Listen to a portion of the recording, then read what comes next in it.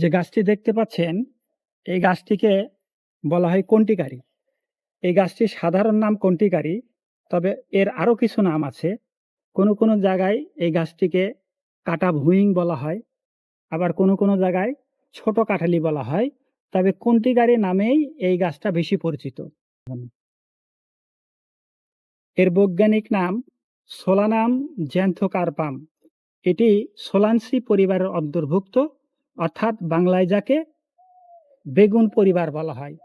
এই গাছটির একদম কাণ্ড থেকে শুরু করে, এই যে দেখেন কাণ্ড, এই কাণ্ড থেকে শুরু করে ডাল পালা এবং এমনকি পাতাগুলো, এই যে পত্রগুলো দেখেন, এই পত্রগুলোতেই ছোট ছোট কাঁটা দ্বারা পরিপূর্ণ। ছোট ছোট কাঁটা, সমস্ত জায়গায় কাঁটা দিয়ে ভর্তি।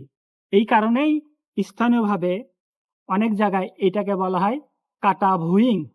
কাটা অর্থাৎ কাটা, আর ভুই মানে জমি, আর সঙ্গে যুক্ত হয়েছে ইং, অর্থাৎ কাটা ভুইং, জমির কণ্টক হিসেবে অনেক জায়গায় পরিচিত। তবে এই গাছটির ভেষজ গুণ অনেক বেশি। আয়ুর্বেদ এবং ইউনানিতে এই কণ্টিকারীকে ভেষজ গুণ সম্পন্ন একটি বৃক্ষ হিসাবে বা ভেষজ হিসাবে পরিগণিত করা হয়।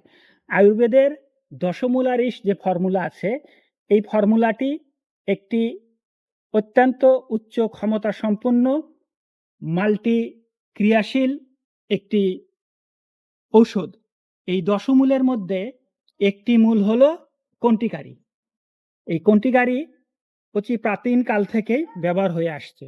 এই যে দেখেন ফল, ফলের সঙ্গে এরকম তীক্ষ্ণ তীক্ষ্ণ কাটা। এই যে একটু দেখাই, এই যে দেখেন ফল, এই ফল, এখানেও ফল, এই যে ফল, অত্যন্ত কাঁটাযুক্ত ভেষজ। এই যে দেখেন ফল, কিছুটা বেগুনের মতো কালার। আর এই ফলটা এখন তো সিজন শেষের দিকে, এখন গাছগুলো মারা যাবে। তবে একটা দেখেন ছোট ফল, পাকা ফল আছে। ফলগুলো পাকলে এরকম সুন্দর সুন্দর কালার হয়, লাল কালার হয়।